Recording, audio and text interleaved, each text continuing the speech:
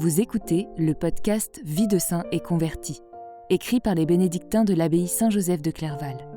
Pour nous aider à faire connaître ce podcast, n'hésitez pas à le partager et à vous abonner sur votre plateforme préférée. Bonne écoute. Mère Adèle Garnier.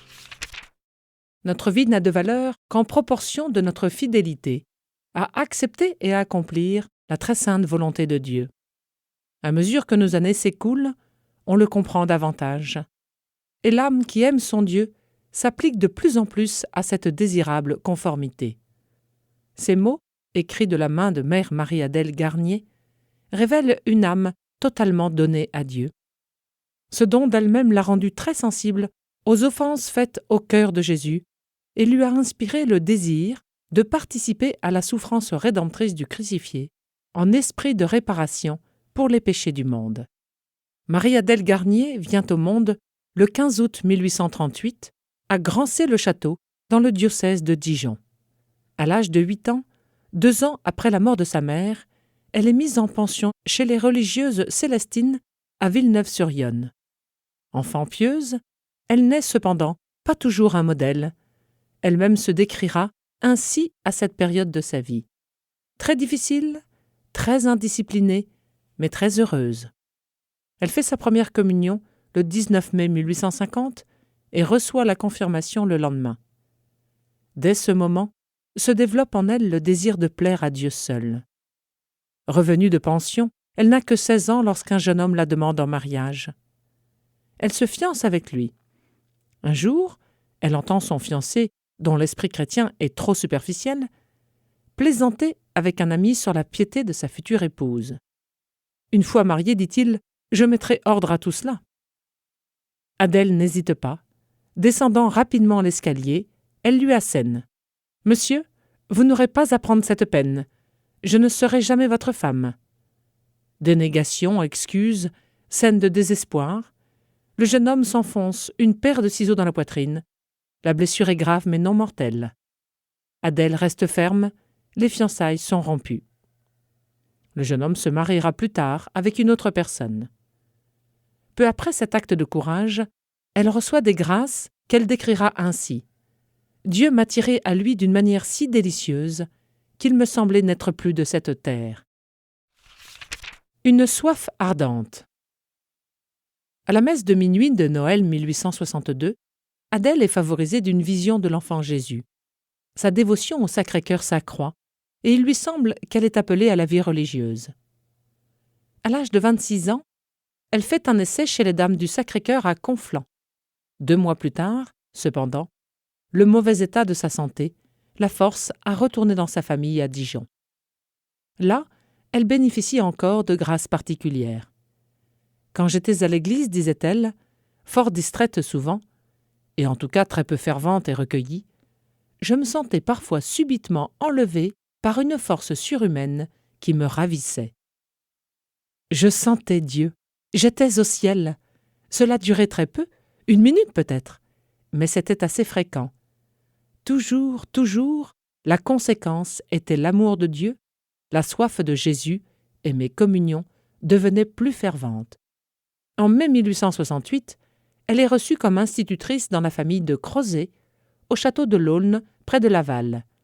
Elle y reste 8 ans, remplissant avec bonheur l'office de sacristine de la petite chapelle du château, où le Saint-Sacrement est conservé.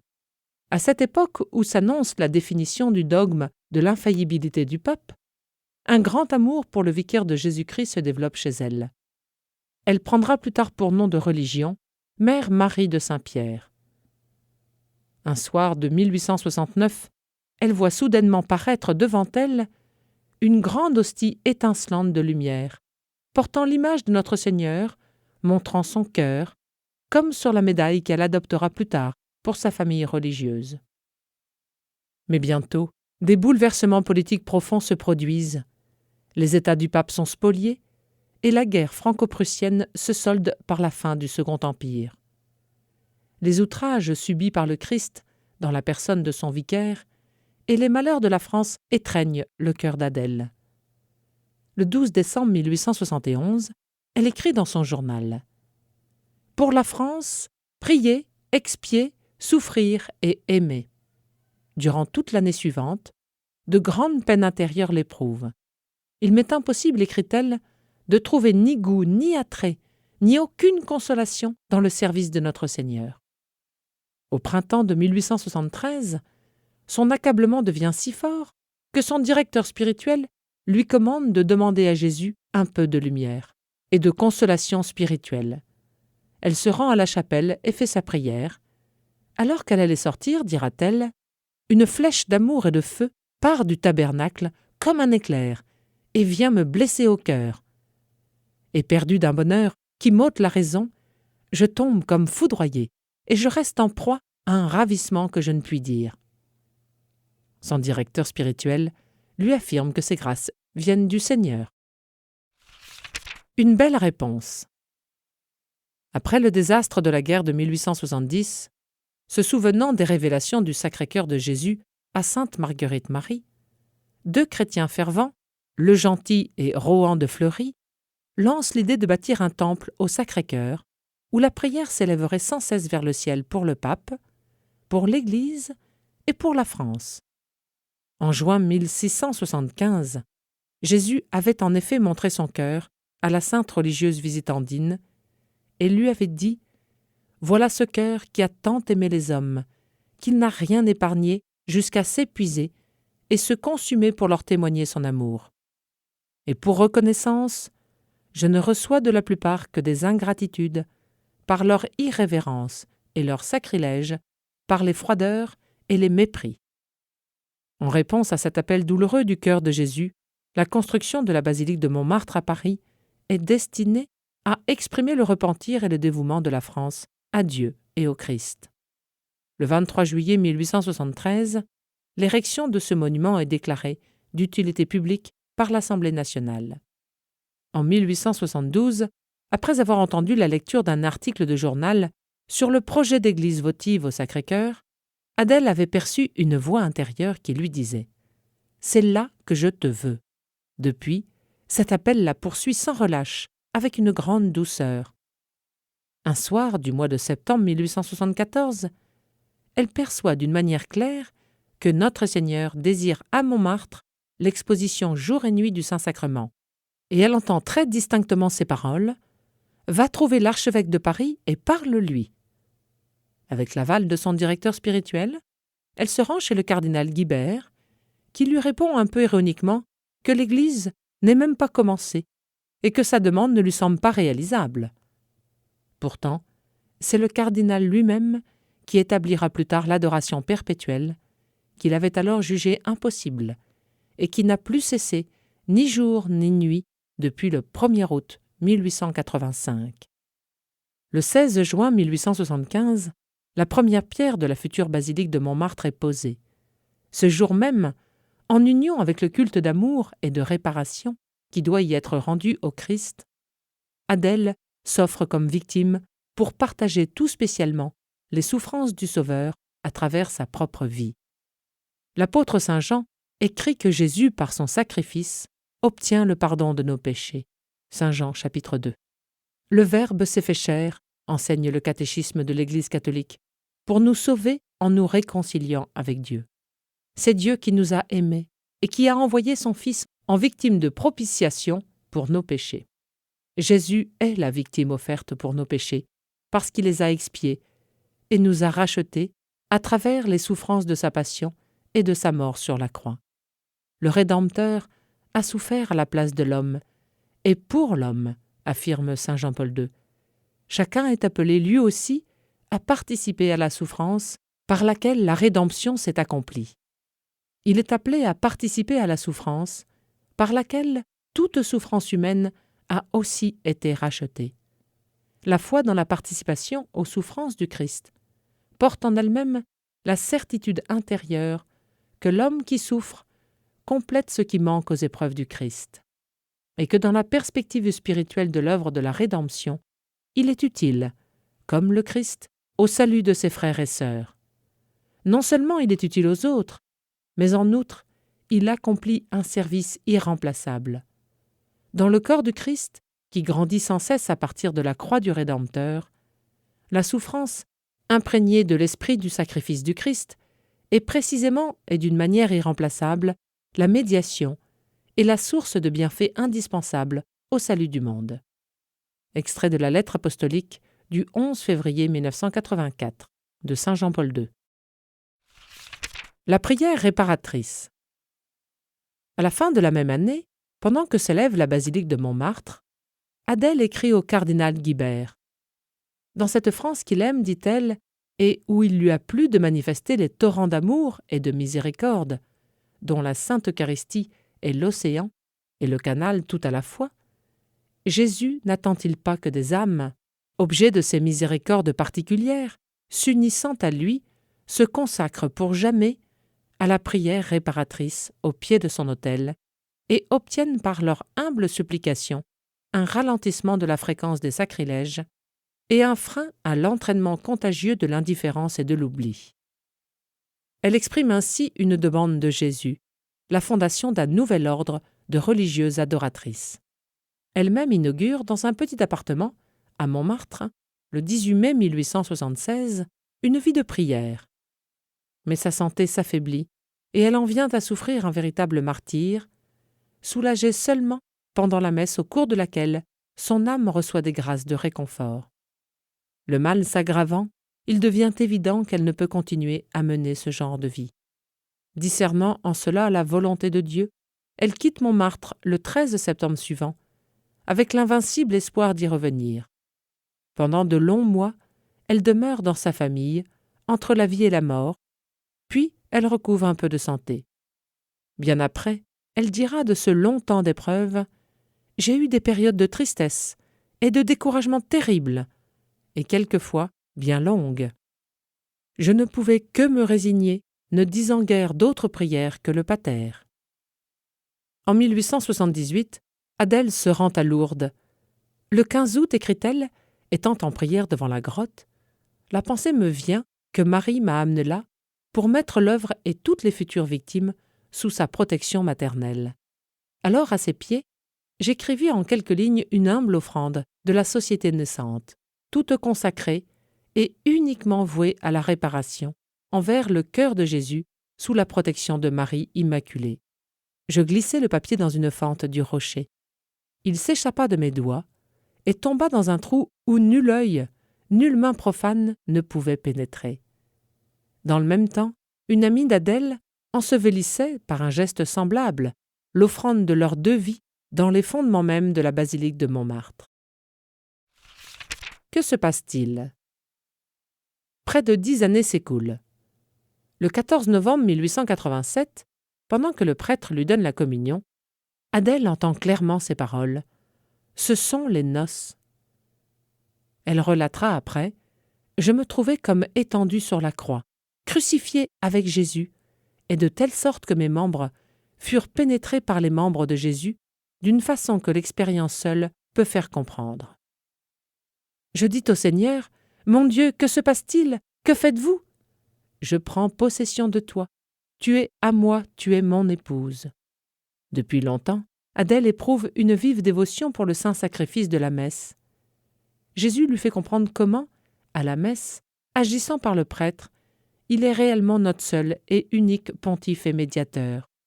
Jésus me fit entendre, dit-elle, qu'il y a un sacerdoce universel, absolument et nécessairement uni au sien, que ce sacerdoce est tout intérieur et qu'il n'existe que lorsque l'âme l'a désiré et y consent par sa volonté de s'immoler en tout temps avec Jésus. Il me faisait comprendre qu'il me fallait acquérir une pureté très grande, très parfaite, de cœur et d'âme, d'esprit, de corps, afin que la victime, qui serait aussi le prêtre avec Jésus, ne fût point souillée.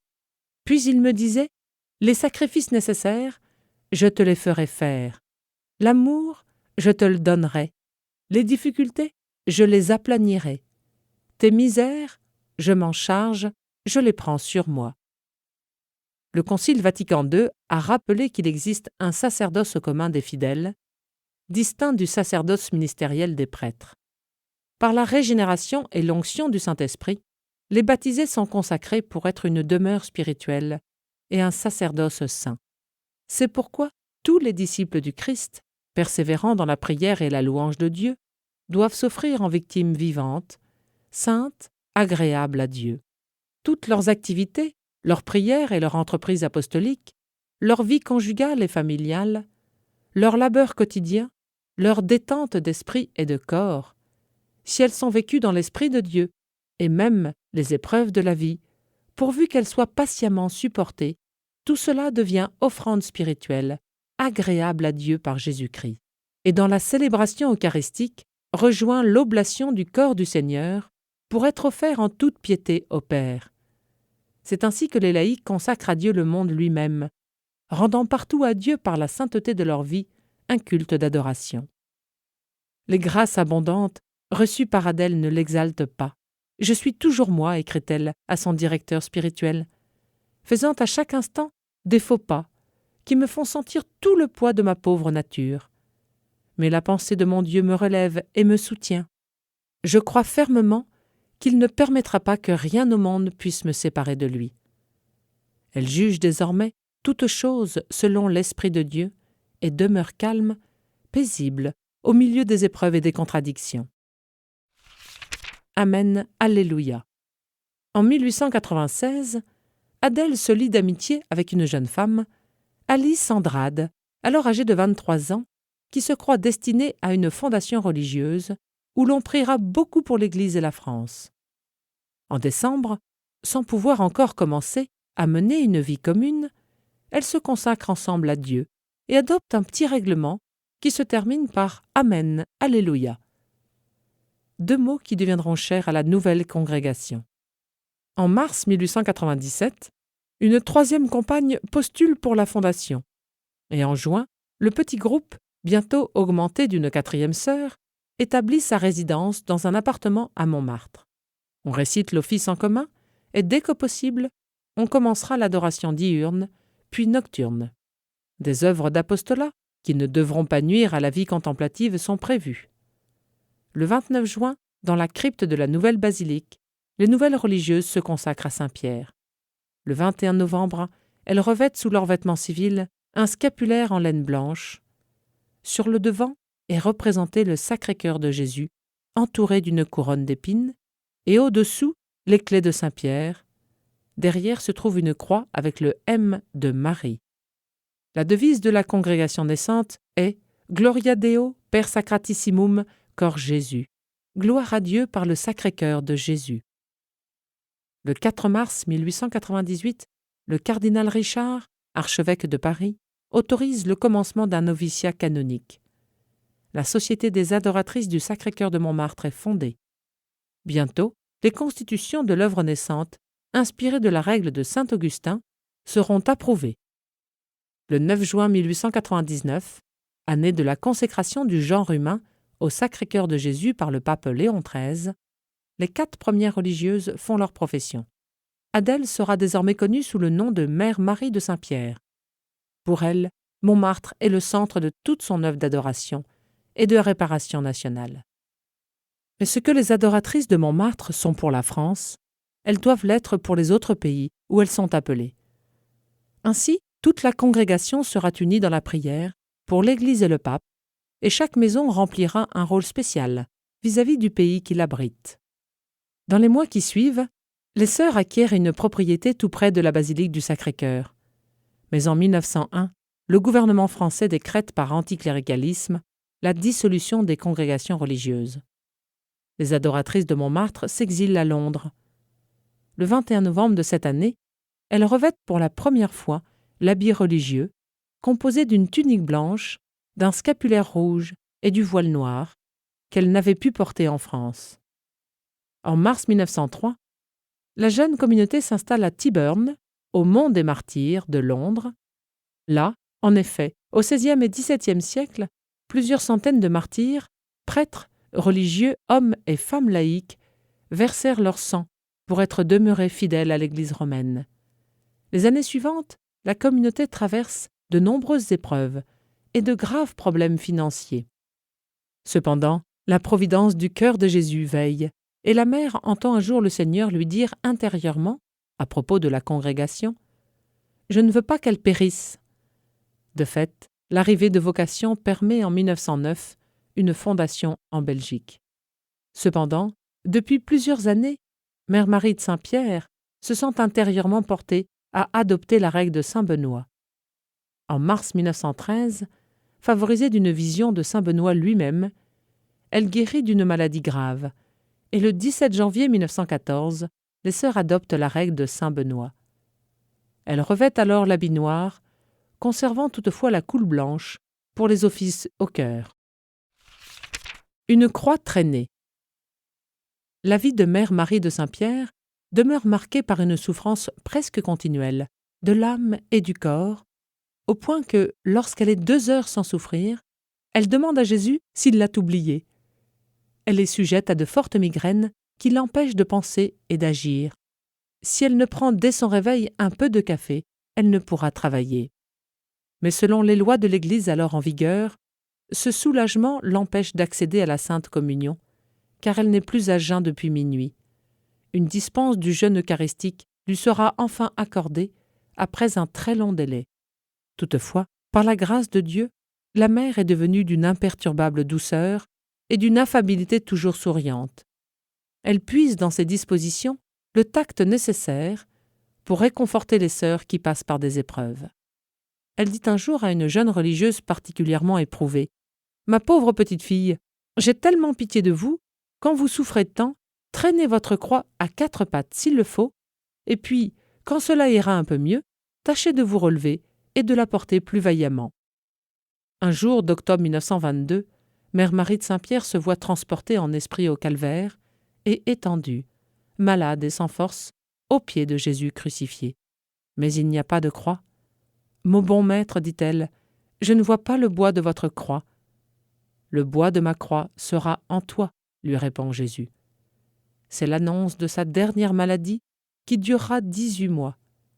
Dans les premiers jours de novembre, une crise d'angine de poitrine se déclare, compliquée de congestion.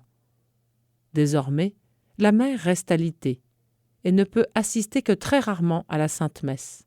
« Je crois que je serai gaie jusqu'à la dernière minute, » déclare-t-elle malgré son accablement habituel. Elle offre ses souffrances pour que toutes les nations deviennent catholiques.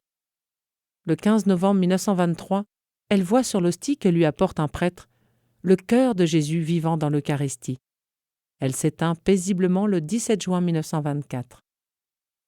Aujourd'hui, la congrégation des adoratrices du Sacré-Cœur de Montmartre poursuit sa vocation de vie contemplative dans des monastères établis en Angleterre, en Australie, au Pérou, en Irlande, en Écosse, en Nouvelle-Zélande, en Équateur, en Colombie et depuis 2013 en France. D'autres religieuses, provenant aussi de la congrégation de Tyburn, se sont constituées en 1947 en une nouvelle congrégation, celle des Bénédictines du Sacré-Cœur de Montmartre.